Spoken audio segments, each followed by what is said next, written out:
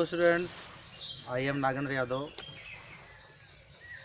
पिछले वीडियो में class 12th में केमिस्ट्री सब्जेक्ट में मैंने सॉलिड स्टेट स्टार्ट किया था और सॉलिड स्टेट में हमने आप लोगों को सॉलिड के कैरेक्टर्स बताए थे और उसके साथ ही साथ टाइप्स ऑफ सॉलिड्स बताया था, जिसमें मैंने अमारफस सॉलिड्स, क्रिस्टलिन सॉलिड्स बताया था। उसके एग्जांपल्स भी दे करके मैंने आप लोगों को बताया था, जैसे कॉपर सल्फेट है, सोडियम क्लोराइड था, शुगर था और सल्फर पाउडर था। इन सब में मैंने बताया था कि कौन से अमारफस सॉलिड है, कौन से आपके क्रिस्टलिन सॉलिड्स है।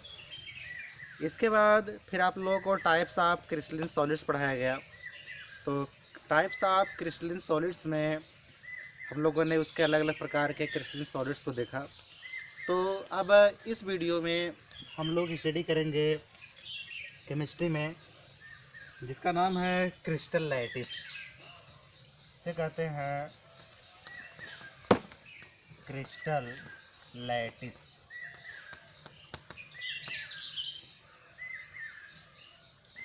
क्रिस्टल लैटिस, क्रिस्टल लैटिस है क्या? क्रिस्टल लैटिस मीन्स होता है क्रिस्टल जालक। इसे क्रिस्टल जालक कहते हैं। क्रिस्टल के बारे में आपको पता चल ही गया, मैंने एग्जांपल्स दे करके बताए थे। तो अब ये क्रिस्टल लैटिस है। क्रिस्टल लैटिस जो होता है ये एक जालक बनाता है, एक जाल होता है जो कि चारों तरफ से जो है वो एक दूसरे से मिले होते हैं और उसके जो छोटे छोटे पार्टिकल्स होते हैं उनके शेप भी वही होते हैं जो एक बड़े क्रिस्टल्स का होता है। जैसे एक फिटकरी है, उस फिटकरी को वो जितना बड़ा है तो उसके जो शेप होते हैं अंदर के क्रिस्टल्स के, वो वैसा ही होता है जैसा कि उसको एकदम महीन पीस करके एक छोटा सा क्रिस्टल ले लो, वो भी यही होता है। इसका सबसे अच्छा एग्जांपल है cube.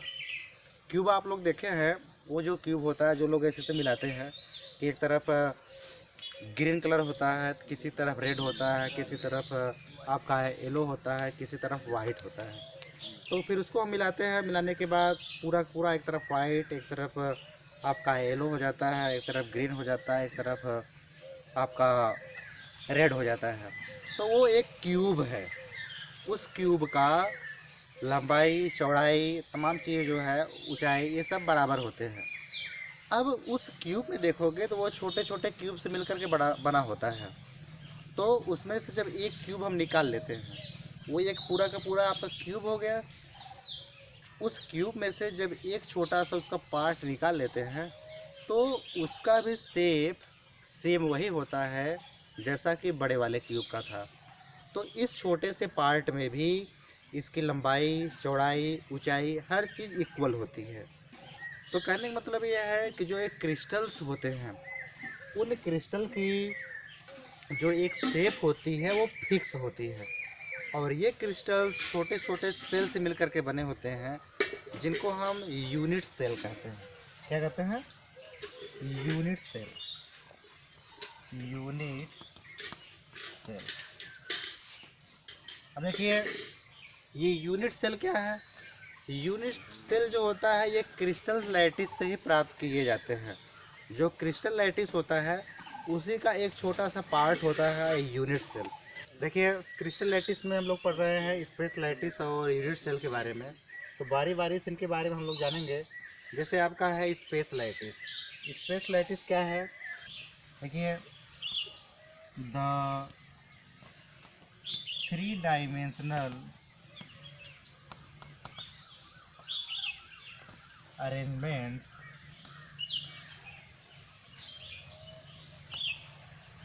arrangement of atoms, okay, atoms, ions, molecules,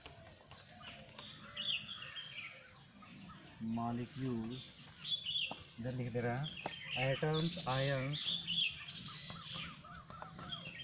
molecules in space is called space lattice। देखिए, the three dimensional arrangements of atoms, ions या molecules in space is called space lattice. Space lattice है क्या? Space लाइटिस का मतलब ये होता है three dimensional arrangements, यानी त्रिविम अरेंजमेंट। अरेंजमेंट मतलब व्यवस्थित। क्या? एटम्स, आयंस या मॉलिक्यूल्स इन ए स्पेस, यानी किसी क्षेत्र में, किसी चीज़ में जो अरेंजमेंट होता है एटम्स का या मॉलिक्यूल्स का या आपका आयंस का, तो उस अरेंजमेंट्स को हम लोग कहते हैं स्पेस लाइटिस। क्या कहते हैं? स्पेस लाइटिस। क्योंकि देखिए, जो क्रिस्टल्स होते हैं उन क्रिस्टल्स पर कई कार्नर्स होते हैं, तो उन कार्नर्स पर जो है एटम्स लगे होते हैं या आयंस लगे होते हैं या मॉलिक्यूल्स लगे होते हैं, तो उनका जो अरेंजमेंट होता है उसी अरेंजमेंट्स को हम लोग कहते हैं स्पेस लाइटिस। एक बार फिर सुन लीजिए, the three dimensional arrangement of atoms, ions और molecules in space is called space lattice. यानी कहने का मतलब ये है कि एटम्स का, आयंस का या मॉलिक्यूल्स का जो अरेंजमेंट होता है चारों तरफ त्रिम क्षेत्र में, यानी थ्री डायमेंशनल अरेंजमेंट्स, तो उनके चारों तरफ जो ये अरेंजमेंट्स होते हैं उसी अरेंजमेंट्स को हम लोग कहते हैं स्पेस लाइटिस। तो ये चीज़ हो गई। अब आगे हम लोग देखेंगे यूनिट सेल।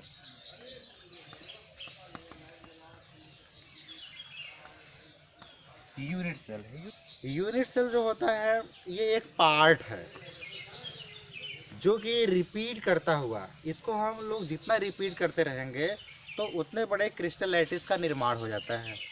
तो कहने का मतलब ये है कि यूनिट सेल जो है इसको हिंदी में इकाई सेल कहते हैं, और ये इकाई सेल यानी यूनिट सेल जो होता है यह एक मेन और शुरुआत है क्रिस्टल्स की, जिनको कि आपस मिला करके फिर इनकी संख्या को हम लोग बढ़ाते चले जाते हैं। What is a unit cell? देखिए,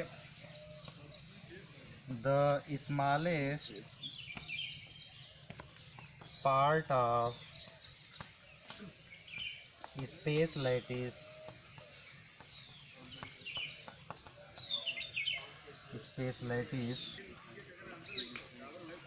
which on repetition over and over again forms the complete crystal lattice is called unit cell। एक बार फिर सुन लीजिए, the smallest parts of space lattice which on repetition over and over again forms the complete crystal lattice is called unit cell। कहने का मतलब यह है कि स्पेस लैटिस का स्मॉलेस्ट पार्ट, यानी जो स्पेस लैटिस के बारे में भी हम लोगों ने पढ़ा, स्पेस लैटिस का जो स्मॉलेस्ट पार्ट है, सबसे छोटा पार्ट, जब उसको रिपीट करके, बार बार रिपीट करके एक कंप्लीट क्रिस्टल लैटिस का निर्माण हो जाता है, तो उस प्रक्रिया को या उसे हम लोग यूनिट सेल कहते हैं। या थोड़ी सी डेफिनेशन चेंज करते हैं हम लोग, जैसे कहने का मतलब ये है कि स्पेस लैटिस का वह छोटा सा छोटा पार्ट जिनके बार बार रिपीट होने से, बार बार मिलने से एक कंप्लीट क्रिस्टल लैटिस का निर्माण होता है, तो उस स्मॉलेस्ट पार्ट को हम लोग यूनिट सेल कहते हैं। क्या कहते हैं? Unit cell. तो इसको आप लोग लर्न कर डालिएगा कि the smallest part of space lattice which on repetition over and over again forms the complete crystal lattice is called unit cell. अब देखिए, ये तो बात हो गई यूनिट सेल की, कि यानी वह छोटा छोटा पार्ट जिनको आपस में मिला करके जो है उनके बार बार दोहराव से एक कंप्लीट क्रिस्टल लैटिस का निर्माण होता है, तो उस स्मॉलेस्ट पार्ट को हम लोग यूनिट सेल कहते हैं। अब यूनिट सेल होता कैसे है? देखिए, सिंपल सी बात है। ये यूनिट सेल जो होता है ये इस प्रकार से होते हैं।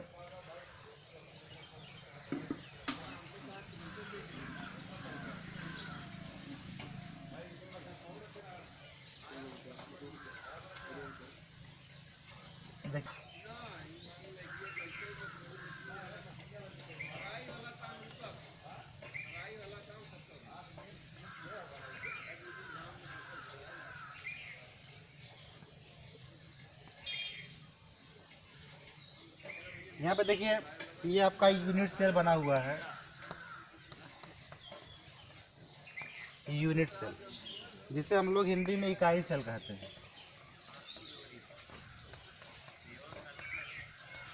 इकाई सेल, तो ये एक आपका स्पेस लैटिस का पार्ट है। It is the smallest part of the space lattice. तो जब इसका रिपीशन होता है, ये आपस में मतलब कि इनका दोहराव होता है, तो ऐसे ऐसे धीरे धीरे बनते चले जाते हैं और बड़ा सा जो है ये क्रिस्टल लैटिस का निर्माण कर देता है। और इसके जो आप लोग कार्नर्स देख रहे हैं, यहाँ पर देखिए, ये कार्नर्स 2, 3, 4, 5, 6, 7, 8, ये 8 कार्नर्स, यानी एक यूनिट सेल में 8 कार्नर्स होते हैं। तो इन कार्नर्स पर भी एटम्स, आयंस या मॉलिक्यूल्स जो होते हैं वो अरेंज होते हैं, लगे होते हैं। तो अब हर कार्नर से अलग अलग और यूनिट सेल जुड़े होते हैं और ऐसे धीरे धीरे क्रिस्टल लैटिस का निर्माण हो जाता है। यानी कुछ यहाँ पे जुड़ाएगा, कुछ यहाँ पर, कुछ इधर, कुछ इधर, कुछ ऊपर। जैसे सपोज दैट ये कोई एक पार्ट है, तो इस पार्ट से हम देखेंगे, तो जैसे हमने इतने चीज़ों को यहाँ पर इस लगा दिया, ये एक कार्नर है। तो कहने मतलब है कि एक कार्नर से ये कई एटम्स, यानी कई एटम या कह सकते हैं कई यूनिट से लगे होते हैं। तो यहाँ पर जो भी आयंस होंगे या जो भी एटम्स होंगे वो इन सबको भी मिल रहे हैं। तो ये बात हो गई आपका यूनिट सेल की। अब हम बारी बारी से जो है इनके, यानी कि जो एक क्यूब बन रहा है उसके बारे में पढ़ेंगे। हम पढ़ेंगे टाइप्स ऑफ यूनिट सेल के बारे में। Types of unit cell, it is of following types: the unit cell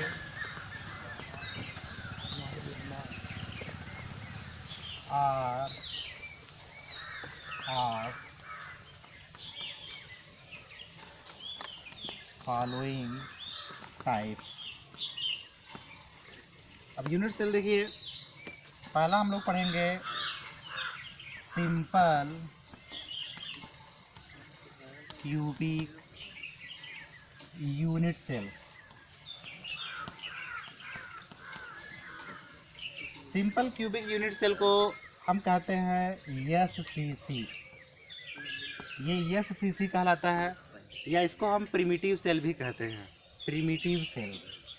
next आपका है नंबर 2, बॉडी सेंटर्ड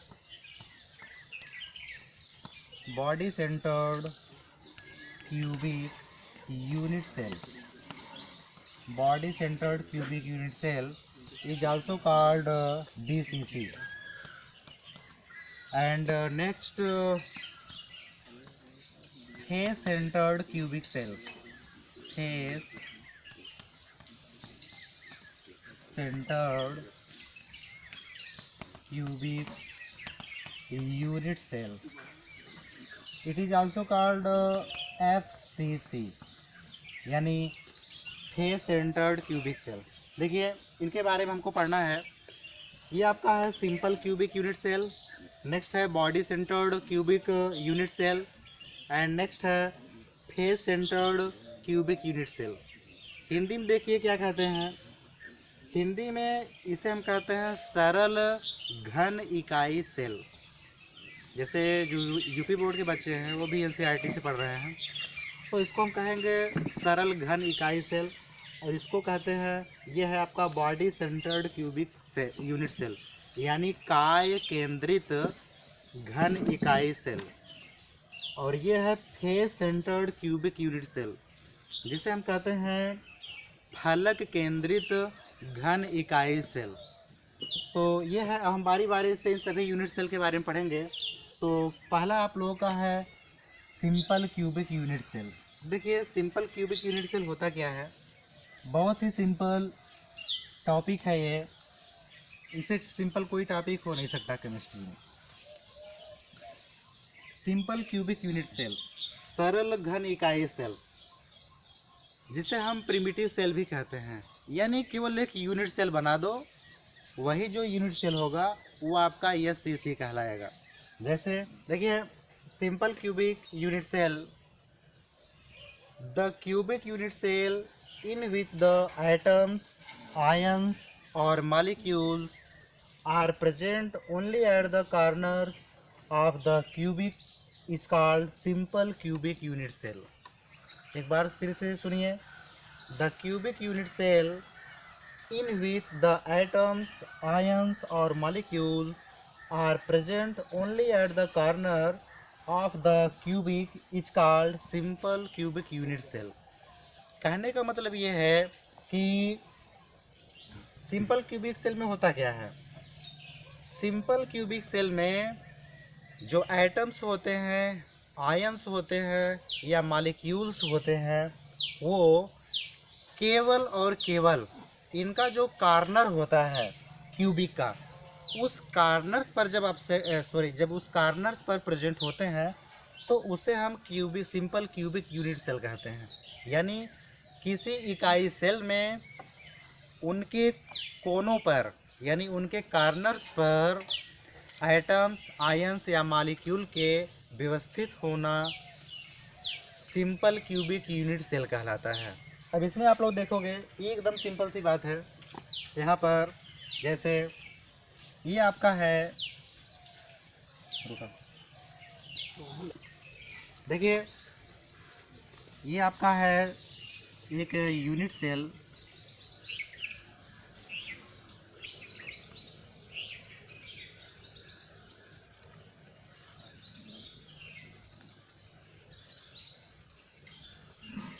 और इस यूनिट सेल में 8 कोने होते हैं।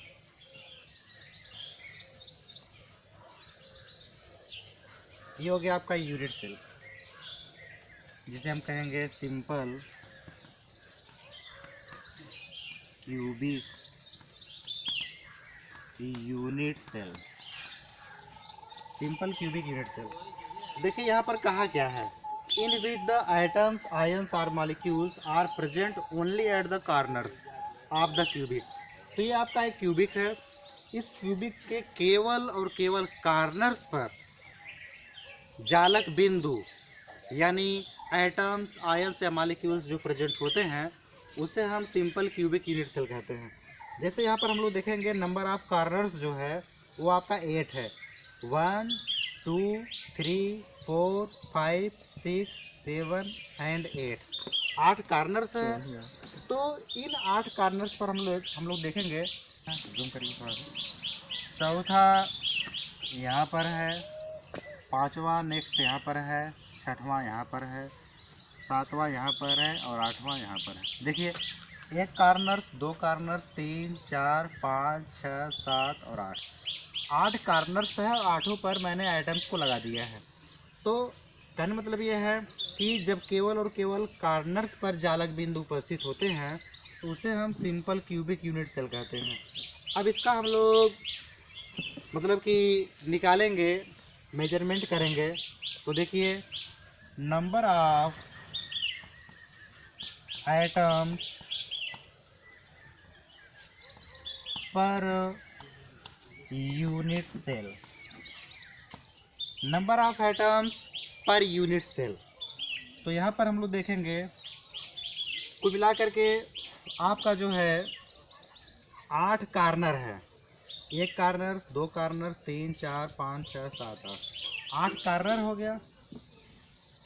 और इसके बाद नंबर ऑफ आइटम्स, क्योंकि एक एक कॉर्नर पर 8 और जुड़े हुए हैं यूनिट सेल एक कॉर्नर से, तो इसका मतलब ये है कि एक कॉर्नर का जो एक आइटम्स है, उस आइटम्स जब वो 8 यूनिट सेल से जुड़ा हुआ है तो इसका 1/8वां हिस्सा, यानी 1/8 पार्ट जो है वो एक कॉर्नर्स को मिल रहा है प्रत्येक यूनिट सेल के। तो पूरा मिला करके 8 कॉर्नर है, 8 into 1/8 is equal to 8/8 equal to 1। कहने का मतलब ये है कि एक यूनिट सेल में, यानी एक सिंपल क्यूबिक यूनिट सेल में जो एटम्स की संख्या होती है वो 1 होती है। एकदम सिंपल सी बात है। एक बार फिर से इसको देख लीजिए। यहाँ पर आप लोग देखेंगे number of atoms per unit cell, तो यहाँ पर 8 कार्नर्स बने हुए हैं और 8 कार्नर्स पर एटम्स लगे हुए हैं। और ये जो एटम्स लगे हैं तो हर कार्नर का 1/8वां हिस्सा यानी 1/8 पार्ट जो है वो यूनिट सेल को मिल रहा है एक एक कार्नर से। तो 8 कार्नर्स है, तो मैंने 8 को मल्टीप्लाई कर दिया 1/8 में। जब 1/8 में मैंने मल्टीप्लाई किया तो ये आपका 8/8 हुआ और बराबर 1। तो मिला करके कहने का मतलब ये है कि एक सिंपल क्यूबिक यूनिट सेल में ओनली 1 आपका एटम्स जो है वो प्रेजेंट होता है। बात समझ में आ गई सबको? कोई प्रॉब्लम्स? आप नेक्स्ट देखिए आप लोग। अब हम आप लोगों को लेकर चलते हैं। नेक्स्ट आपका है body centred cubic unit cell. एकदम क्लीन आवे भाई। देखिए नेक्स्ट आपका नंबर 2 है body centred cubic unit cell. Body centred cubic unit cell, तो body centred cubic unit cell को हम कहते हैं BCC। और हिंदी में जब हम पढ़ते हैं यूपी बोर्ड में, तो हिंदी में हम लोग इसको कहते हैं काय केंद्रित घन इकाई सेल। ये काय केंद्रित घन इकाई सेल कहलाता है। तो देखिए body centred cubic unit cell है क्या? देखिए in this type of unit cell, देखिए एक बार फिर समझ लीजिए इसको। in this type of unit cell atoms are present at the corners of the cubic and also at the body center cubic। एकदम सिंपल सी बात है, इसमें कुछ है नहीं। देखिए जो इस प्रकार का यूनिट सेल होता है उसमें कार्नर्स पर एटम तो प्रेजेंट होते ही हैं, उसके साथ ही साथ इसकी बॉडी के सेंटर्ड में, इसलिए इसका नाम है body centred cubic unit cell. यानी इसके बॉडी के सेंटर में भी एक एटम्स यानी एक जालक बिंदु जो है वो उपस्थित होते हैं। तो उसे हम लोग कहते हैं BCC या बॉडी सेंटर्ड क्यूबिक सेल। देखिए सिंपल सी बात है, यहाँ पर हम फिगर बना के आप लोग बता रहे हैं। तो ये हो गया आपका पहले यूनिट सेल।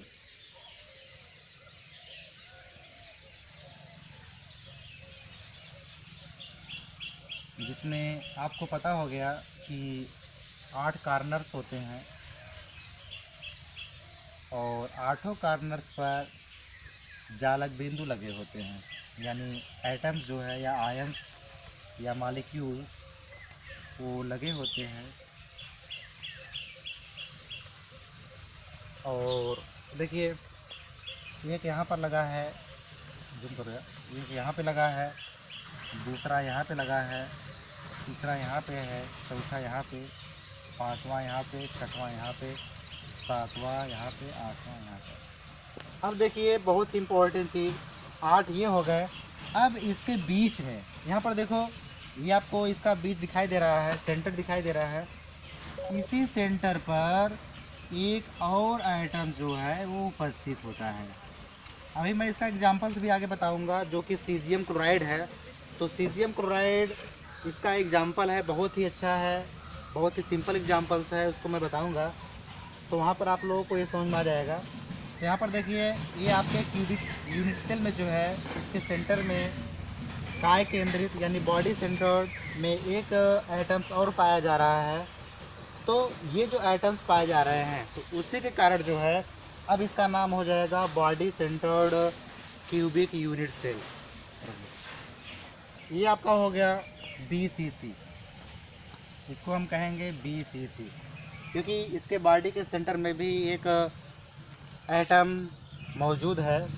अब इसको हम जब निकालेंगे कि कितना ये है, तो number of atoms per unit cell, number of atoms per unit cell. तो अब हमको पता ही है, एकदम सिंपल सी बात है भाई। एक सेंटर में है तो उसको पहले हमने लिख दिया 1, क्योंकि ये इसके अंदर है, सेंटर में है। तो पूरा का पूरा चीज़, जैसे मान लो कोई मैंने लिक्विड लिया या कोई मटेरियल लिया, उसको मैंने अपने हाथ पे लगा दिया यहाँ पे, और दूसरा कोई अपना हाथ यहाँ पे लगाया, तो क्या होगा, वो मटेरियल हमको भी लग रहा है, उनको भी लग रहा है। लेकिन अगर उसको ले करके हम अपने अंदर डाल दिया केवल, तब तो केवल हमें को ही मिलेगा। तो वही चीज़ है, ये पूरा का पूरा अधिकार इस एटम का इनके अंदर है, इनको मिला है और किसी को नहीं है। तो 1 एटम्स को पूरा मैंने यहाँ पे लिख दिया, प्लस देखिए 8 कार्नर्स है, हमको पता है, तो हमने लिख दिया 8। और 8 कार्नर्स का, इसमें प्रत्येक कार्नर्स का 1/8 पार्ट जो है वो हर कार्नर पे मिल रहा है एक यूनिट सेल को। तो इसलिए इसको हम लिख देंगे 8 × 1/8 इक्वल टू, यहाँ पर हो जाएगा 1 + 8/8 is equal to 1 + 1 is equal to 2। यानी जो बॉडी सेंटर्ड क्यूबिक सेल होते हैं, उस बॉडी सेंटर्ड क्यूबिक सेल में जो है नंबर ऑफ एटम्स जो होते हैं वो 2 होते हैं। एक अंदर होता है, 8 कार्नर्स पर लगे होते हैं, लेकिन उसका 1/8वां हिस्सा मिलता है। तो इस प्रकार से कुल मिला करके ये आपका हो गया body centred cubic unit cell. एक बार फिर से मैं रिपीट कर रहा हूँ, देखिए, in this type of unit cell atoms are present at the corners of the cubic and also at the body centered cubic। कहने मतलब ये है कि इस प्रकार के जो यूनिट सेल होते हैं उनका एटम्स कार्नर्स पर मौजूद तो होता ही है, उसके साथ ही साथ इसके सेंटर में एटम्स जो है वो मौजूद होते हैं। तो उसे हम कहते हैं body centred cubic unit cell. ये हो गया, यहाँ पर मैंने इसको प्रेजेंट करके दिखाया है, आप लोग देख रहे हैं। तो यहाँ पर मैंने इसको निकाला है, जिसमें number of atoms per unit cell मैंने दिखाया है। तो 1 एटम्स आपका अंदर का है, यहाँ पर इसके सेंटर का, उसको मैंने लिख दिया। 8 कार्नर्स हैं, तो 8 कार्नर्स में प्रत्येक कार्नर्स का 1/8वां हिस्सा हर कार्नर्स को मिल रहा है एटम्स का। तो मैंने इसको इससे मल्टीप्लाई किया, फिर डिवाइड किया, तो आपका आ गया 1 + 1 = 2। यानी कुल मिला करके इसमें 2 एटम्स प्रेजेंट होते हैं।